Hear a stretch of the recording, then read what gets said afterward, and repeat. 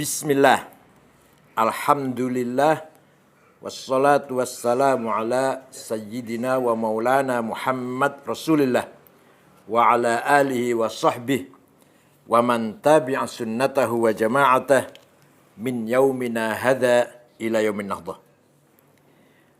Ashab al-fadilah, hadratul mustasyarin, hadratul asai syuriyah, wa ala ra'sihim sahib al-fadilah al-mukarram ar-ra'isul am Kiai Haji Miftahul Akhyar a'azzahullah bi'izzih wa akramahu bikaramih. Yang saya hormati Akhil Aziz Katib Am PBNU Kiai Haji Hathaqub Khalil Bisri. Yang saya hormati, yang saya banggakan Wakil Ketua Umum PBNU Profesor Dr. Kiai Haji Maksum Mahfud. Akhil Aziz Sekjen Bapak Dr. Kiai Haji Dr. Insinyur Kiai Haji Hilmi Faisal Zaini Hasan dan seluruh jajaran pengurus PBNU. Yang saya banggakan Ketua RMI Rabithah Al-Ma'ahid Al-Islamiyah Kiai Haji Abdul Ghaffar Razin A'azzahullah.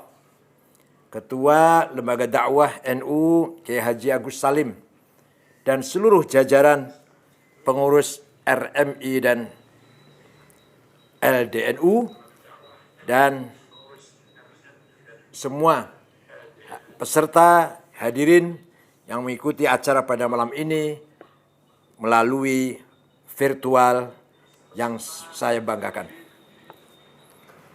Alhamdulillah, pada hari ini tanggal 22 Oktober 2020 kita memperingati Hari Santri.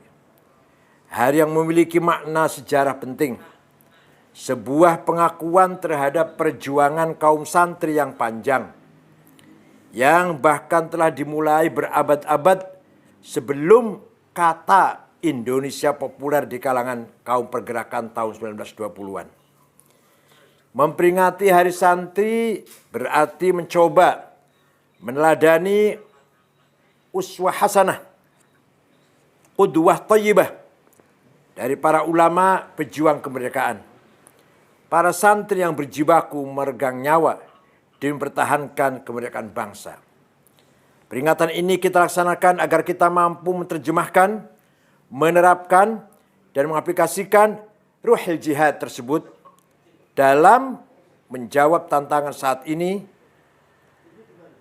dan masa depan.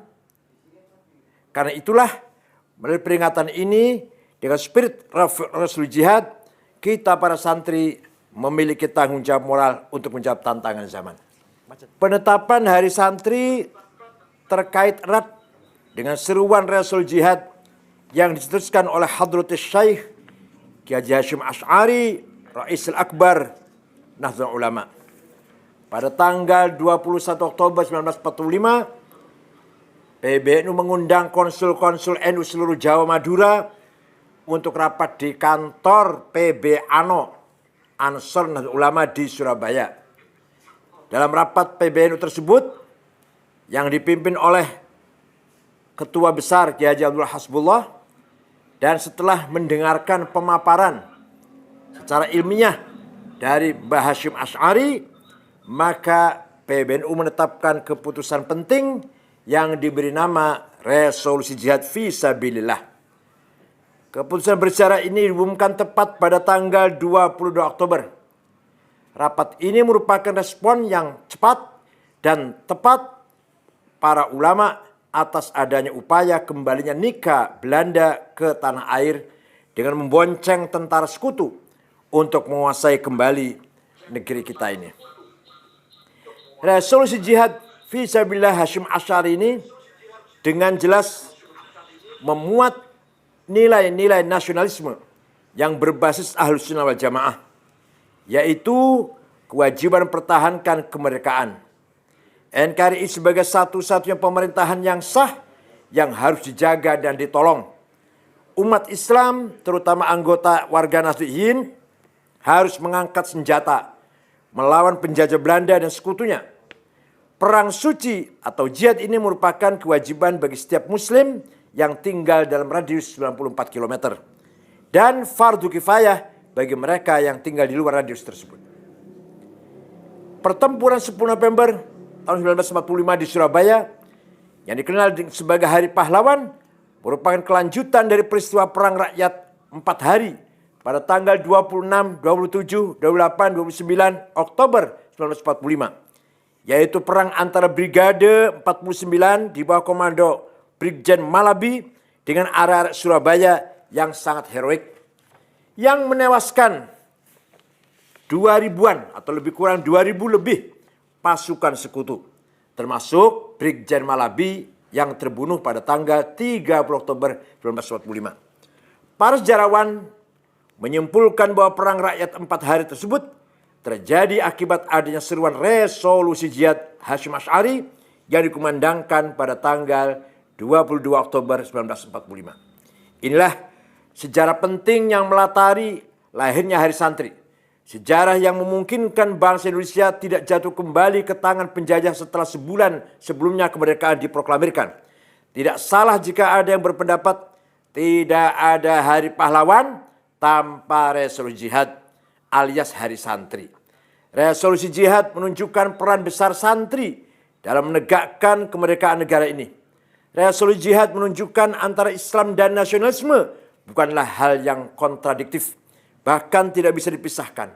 Resolusi jihad merupakan ekspresi patriotisme dan nasionalisme santri yang berbasis ajaran Ahlus Sunnah wal Jamaah. Peran santri dalam perkuat jiwa nasionalisme bangsa tanggal 20 Oktober 45 merupakan salah satu momentum sejarah penting. Berbagai peristiwa sejarah lain menunjukkan patriotisme dan nasionalisme masyarakat santri. Sebagaimana kita pahami, Nusantara yang kosmopolit, yang besar secara perlahan dihancurkan oleh imperialisme. Dimulai tahun 1511 ketika Portugis menancapkan kuku imperialistiknya ke Malaka. Penjajahan Belanda berabad-abad hingga tahun 1942 dan penjajahan Jepang hingga tahun 1945. Tanam paksa, perbudakan, eksploitasi SDA, penghancuran struktur politik dan ekonomi, perampokan warisan luhur bangsa merupakan wujud imperialisme saat itu. Sejarah mencatat praktik imperialisme Portugis, Spanyol, Inggris, Belanda, dan Jepang mendapatkan perlawanan heroik dari rakyat yang dipimpin oleh para guru tarekat dan ulama-ulama pesantren. Catatan sejarah secara jelas menunjukkan bahwa hampir semua perjuangan bangsa selalu ditandai oleh keterlibatan penting kaum santri dan pesantren. Masyarakat santri baik yang berbasis komunitas tarekat maupun pesantren menjadi salah satu tulang punggung perlawanan terhadap penjajah. Hubbul watanul iman, nasionalisme bagian dari iman, doktrinnya hidup dan menjadi kesadaran berbangsa dan bernegara di pesantren terbukti mampu menggerakkan kekuatan rakyat melawan penjajah. Para kiai, para ulama, rekan-rekan, dan saudara-saudara sekalian. Tantangan baru kebangsaan kita. Saat ini kita sedang berada di era penjajahan, tidak lagi berada di penjajahan fisik. Saat ini kita berada di zaman globalisasi. Tidak lagi berada di era penjajahan fisik, tapi berada di zaman globalisasi. Masyarakat politik menyebutnya sebagai era pasca hegemoni. Masyarakat ekonomi menyebutnya sebagai era neoliberalisme. Masyarakat pengetahuan menyebutnya sebagai era post-truth. Masyarakat teknologi menyebutnya sebagai era revolusi industri 4.0. Masyarakat sosiologi menyebutnya sebagai era generasi Z. Apapun namanya, kita dihadapkan oleh berbagai tantangan baru, sekaligus peluang baru. Saat ini wajah kebangsaan kita dihadapkan oleh dua tantangan pokok. Pertama, pandemi COVID-19 yang sampai sekarang belum melandai, juga belum ditemukan vaksin yang teruji secara klinis. Kedua, Undang-Undang Ciptaker yang mendapatkan sorotan kritis dari berbagai elemen bangsa. Dua tantangan inilah yang harus dijawab masyarakat santri yang mewarisi spirit perjuangan para ulama pejuang di masa lalu. Pandemi COVID-19. Pandemi COVID-19 bukan hanya berdampak pada kesehatan. Di samping ini adalah problem kesehatan, juga problem ekonomi, pendidikan, keagamaan, kebudayaan, dan lain-lain. Kehidupan masyarakat. Dari sisi kesehatan, COVID-19 menjadi penyebab kematian lebih dari 350.000 nyawa di dunia ini. Ratusan tenaga medis, agamawan, akademisi. Dari sisi ekonomi, COVID-19 menyebabkan guncangan yang mendisrupsi ekonomi kita. Dari sisi pendidikan, COVID-19 telah mengubah langkah dunia pendidikan, termasuk pesantren. Dari sisi keagamaan, COVID-19 telah juga mempengaruhi berbagai kaifiyah ubudiyah, mulai dari sholat berjamaah, umroh, haji, hingga perawatan jenazah. Dari sisi kebudayaan, COVID-19 telah mengguncang praktek kebudayaan yang berbasis komunalisme masyarakat. Tahlilan, maulid nabi, silaturahim, dan sebagainya. Penanganan COVID-19 ini jelas membutuhkan keterlibatan multi pihak. Pemerintah, masyarakat ekonomi, masyarakat sipil seperti Nahdlatul Ulama Muhammadiyah dan lain-lain dituntut untuk bekerja sama. Pemerintah sebagai pemegang kekuasaan dituntut untuk mengambil arah kebijakan yang komprehensif dan konsisten. Kebijakan yang tidak konsisten, tidak komprehensif, tidak berbasis riset hanya akan menambah masalah ketimbang menyelesaikan masalah. Santri yang memiliki modal keagamaan, sosial, dan budaya dituntut kontribusinya dalam penanganan COVID-19 ini. Melalui paling tidak menjaga komunitas santri dan pesantren agar tidak menjadi klaster. Anjuran untuk bertaubat, membaca sholawat, menghentikan permusuhan dan pertikaian, berdoa merupakan khazanah pesantren yang masih relevan untuk menjawab pandemik, yaitu upaya-upaya spiritual. Selain itu juga dikombinasikan dengan ikhtiar lahir seperti menjaga jarak, social distancing, memakai masker, meningkatkan imunitas, dan selalu menjaga kebersihan dan lain-lainnya. Ini semuanya ajaran prinsip agama Islam. Mengapa kita harus wudhu ketika akan sholat? Agar kita bersih. Mengapa ada mandi besar, mandi jinabat? Supaya kita bersih. Sunnah mandi ketika pagi hari Jumat, mau sholat Jumat. Sunnah mandi ketika mau ihram. Potong kuku dan kebersihan-kebersihan lain.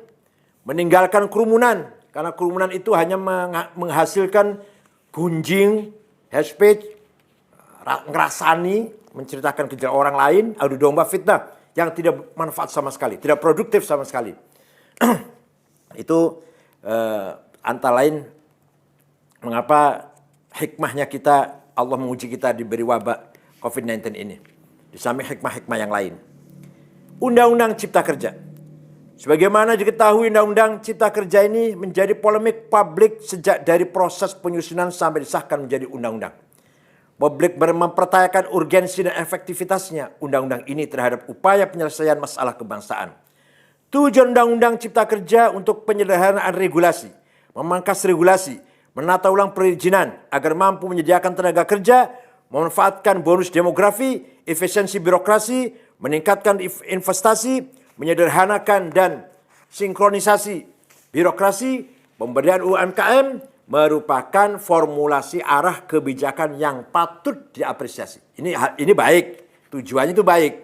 Akan tapi Undang-Undang Cipta Kerja ini juga menyimpan sejumlah problematik seperti komersialisasi, privatisasi, liberalisasi pendidikan, liberalisasi pasar kerja, reduksi hak-hak dasar pekerja, liberalisasi masif sektor pertanian hingga migas dan mineral, dan lain-lain masih banyak lagi.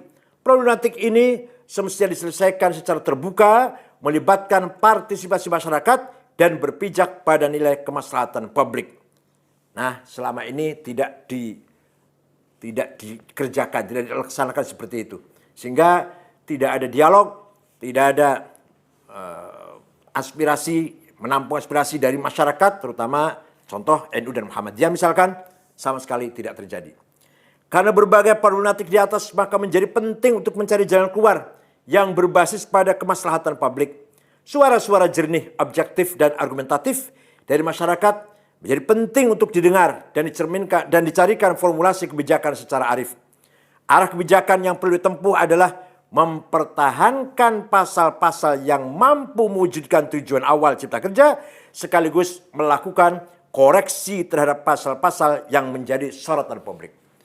Oleh karena itu, PBNU bersikap menolak Undang-Undang Omnibus Law ini, tapi dengan cara elegan, yaitu melalui judicial review ke Mahkamah Konstitusi. Kami tidak mentolerir turun ke jalan, demonstrasi, karena madharatnya lebih besar daripada manfaatnya. Rawan sekali melebar menjadi perlakuan anarkis, tindakan anarkis. Tapi kita mengharapkan pasal-pasal ini bisa yang masih bermasalah bisa diperbaiki melalui judicial review dengan cara konstitusional. Menjadi santri harapan bangsa. Santri yang dididik di pesantren bukan hanya diajarkan pengetahuan semata, namun juga pendidikan karakter yang kuat. Pendidikan karakter inilah yang membentuk akhlakul karimah, the good moral, yang melekat pada dalam diri santri. Para santri diajarkan untuk berinteraksi sosial dengan sesama anak bangsa dari berbagai daerah, culture, adat istiadat, ekonomi, dan etnis beragam. Santri juga dididik untuk melahirkan kebanggaan diri sebagai bangsa, memiliki tradisinya sendiri, dan juga percaya diri terhadap struktur pengetahuan yang dimiliki. Apa yang diajarkan oleh pesantren selalu diorientasikan untuk memahami dan menjawab problem-problem kehidupan bermasyarakat, berbangsa, dan bernegara. Maka sebenarnya akhlakul karimah, apa itu namanya tawadu, apa sabar, apa ridho, syukur, qanaah, itu kalau kita ringkas kesimpulannya apa? Husnul muamalah, husnul muasyarah, husnul musyarakah. Bagaimana kita hidup bersama orang lain, siapapun orang lain itu, dengan baik, damai, dan bermartabat. Kita berteman dengan perbedaan kultur, perbedaan agama, berorganisasi, bermadhab dalam satu bangsa ini, tapi kita bermuamalah, tetap menjaga muamalah bil husna, muasyarah bil ma'ruf, musyarakah bil khair. Mari kita bangun kebersamaan yang positif. Mari kita bangun bermasyarakat yang bermartabat. Oleh karena itu kita harus jadi contoh. Para santri harus jadi contoh. Agar ditiru orang yang lain, kita mampu berteman, bergaul, bersama-sama, membangun kebersamaan dengan siapapun. Nah, gagalnya masyarakat Timur Tengah karena tidak mampu membangun husnul muasyarah, husnul muamalah, husnul musyarakah. Secara akidah Timur Tengah Islam. Secara syariat Timur Tengah benar, syariatnya Islam, nggak melenceng, nggak. Penduduk Afghanistan, Irak, Syria, Yaman, Saudi, Libya, tapi dalam husnul muasyarah, husnul muamalah, husnul musyarakah gagal. Mereka gagal. Oleh karena itu kita harus menunjukkan kepada bangsa, seluruh bangsa ini nasional, kita mampu memanage kehidupan bersama dengan bermartabat. Itu yang saya kehendaki. Maka guidance yang telah diberikan oleh Allah kepada Nabi Muhammad, pertama yu'allimuhumul kitab. Pertama yatlu alaihim ayatih, membacakan ayat Al-Quran. Kemudian wa zakkihim, membangun karakter. Baru wa yu'allimul kitab, skill, ilmu pengetahuan. Puncaknya wal hikmah, wisdom, direct illumination dari Allah. Ini ayat yang memberikan sebagai petunjuk kepada Nabi Muhammad membangun masyarakat Arab terutama. Pertama kali yatlu alaihim ayatih. Yang kedua yuzakkihim, karakter, the good moral, the good karakter. Kemudian wa yu'allimul kitab, skill, teknologi. Baru wal hikmah. Pendidikan pesantren merupakan institusi pembelajaran untuk mengembangkan pengetahuan, ilmu, dan teknologi untuk kepentingan agama, masyarakat, dan negara, dan dunia. Pesantren merupakan institusi pendidikan yang mengajarkan harmoni, persatuan, kesatuan, tata pergaulan kosmopolit yang menjadikannya sebagai great tradition. Dengan modal sosial budaya keagamaan tersebut, saya yakin santri mampu menjawab berbagai problem keagamaan, kemasyarakatan, kebangsaan, dan dunia. Santri dituntut untuk terus memahami dan setia berpijak pada tradisinya sendiri, melakukan konseptualisasi inovasi, dan menyerap secara seleksi berbagai perkembangan sains teknologi dan kebudayaan dari berbagai belahan dunia. Jangan lupa kita punya slogan atau syiar al-muhafadzah al-qadim salih wal akhdhu bil jadidil aslah. Kita terbuka untuk yang positif, tapi kita menolak, reject untuk yang negatif. Yang lama masih bermanfaat kita pertahankan, warisan luhur kita. Nah, pandemi sebagai tolak transformasi santri, pandemi COVID-19 ini dan kebijakan publik terutama Undang-Undang Ciptaker merupakan dua isu yang saat ini mewarnai wajah keislaman dan kebangsaan kita. Suka atau tidak suka, tau'an au karhan, diakui atau tidak, problem dan tantangan kebangsaan tersebut telah hadir di depan kita. Sekarang ini, hari ini, saat ini. Kita tengah menghadapi berbagai tantangan baru. Transformasi sosial dan kenormalan baru yang berbeda sama sekali dengan masa sebelumnya. Jika dahulu resolusi jihad menghadapi setting imperialisme, maka saat ini resolusi jihad dihadapkan oleh konteks tantangan pandemi dan dampak kebijakan publik. Nilai-nilai resolusi jihad seperti nasionalisme, patriotisme, semangat rela berkorban, dihadapkan problem wabah yang mengancam keselamatan publik, disrupsi ekonomi yang perparah kemiskinan dan kesenjangan, terbatasnya proses pendidikan hingga praktek kebudayaan yang terbatasi karena social distancing dan lain-lainnya. Tapi kita yakin kalau kita mempunyai karakter kepribadian, bisa kita mampu menghadapi problem tantangan tersebut. Sesulit apapun, sebesar apapun. Innallaha ma'ana. Dalam konteks itulah, Hari Santri harus dimaknai tantangan zaman ini harus dijawab dengan mempertahankan khazanah pesantren, revitalisasi spirit Rasul Jihad, sekaligus melakukan transformasi teknologi. Tanpa transformasi teknologi, tanpa materi protokol kesehatan, dan tanpa upaya memetik hikmah atas peristiwa yang ada, kita akan kehilangan momentum sejarah serta melemparkan kita jauh ke belakang peradaban. Maka pandemi COVID-19 ini kita ambil hikmahnya. Satu adalah termasuk alamal insana ma lam ya'lam, agar manusia lebih membangun peradaban lebih maju lagi. Yang kedua, supaya kita tidak sombong. Kan di era sekarang ini manusia dalam puncaknya kesombongan, puncaknya takabur. Di era digital ini, di era internet online ini, iman kepada Allah bergeser. Apalagi bagi orang yang bukan santri, apalagi kita santri aja sudah mulai bergeser iman kita kepada Allah dengan rasa sombong bahwa semua masalah,